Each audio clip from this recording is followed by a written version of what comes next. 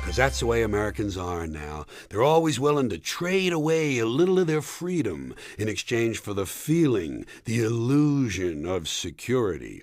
What we have now is a completely neurotic population obsessed with security and safety, and crime and drugs and cleanliness and hygiene and germs. There's another thing, the fear of germs. Where did this sudden fear of germs come from in this country? Have you noticed this? The media constantly doing stories about all the latest infections. Salmonella, E. coli, hantavirus, bird flu, now they have West Nile fever.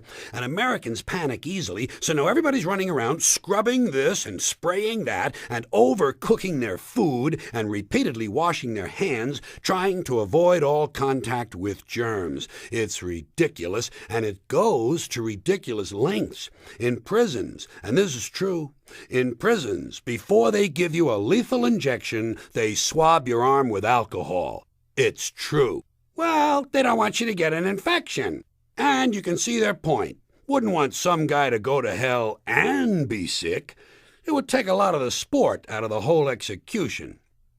Fear of germs. What a bunch of pussies. You can't even get a decent hamburger anymore. They cook the shit out of everything now because everybody's afraid of food poisoning. Hey, where's your sense of adventure? Take a fucking chance. You know how many people die from food poisoning in this country every year? 9,000, that's all. It's a minor risk. Take a fucking chance.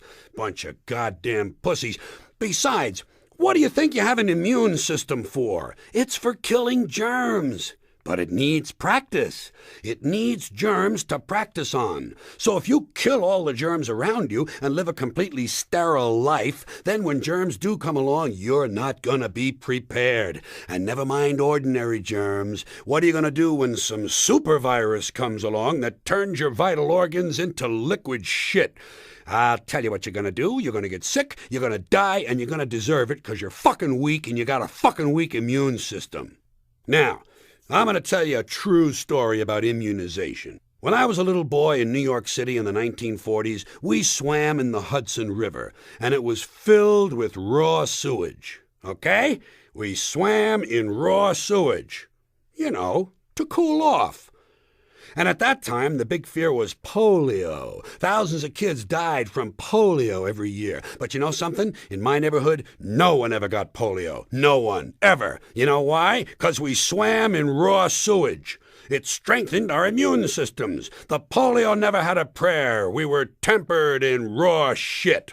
So personally, I never take any special precautions against germs. I don't shy away from people who sneeze and cough. I don't wipe off the telephone. I don't cover the toilet seat. And if I drop food on the floor, I pick it up and eat it. I eat it, even if I'm at a sidewalk cafe. In Calcutta, the poor section, on New Year's morning during a soccer riot. And you know something? In spite of all of that so-called risky behavior, I never get infections, folks. I just don't get them. I don't get colds, I don't get flu, I don't get food poisoning, and I don't get headaches or upset stomachs. And you know why? 'Cause I got a good, strong immune system, and it gets a lot of practice. My immune system is equipped with the biological equivalent of fully automatic military assault rifles with night vision and laser scopes. And we have recently acquired phosphorus grenades, cluster bombs, and anti-personnel fragmentation mines. So, when my white blood cells are on patrol, reconnoitering my bloodstream, seeking out strangers and other undesirables, if they see any suspicious-looking germs of any kind, they don't fuck around. They whip out the weapons, wax the motherfucker, and deposit the unlucky fellow directly into my colon. Directly into my colon. There's no nonsense. There's no Miranda warning. There's none of that 3 strikes and you're out shit. First offense, bam, into the colon you go.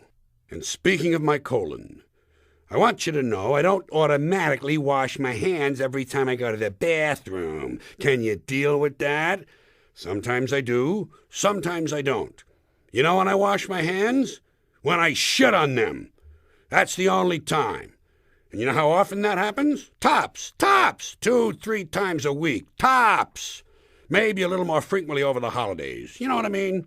And I'll tell you something else, my well-scrubbed friends.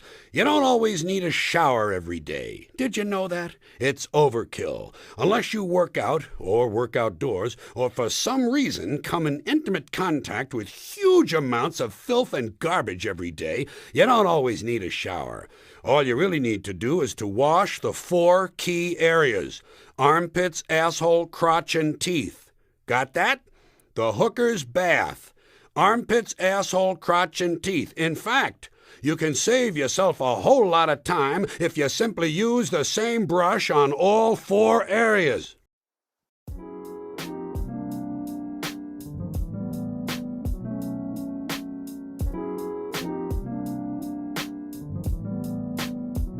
Hey, directly off the flight, why you gotta cry?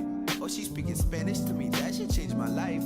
All I ever needed was a little time alone. Plus a girl to press up on my ear just like a phone. Plus a girl to press up on my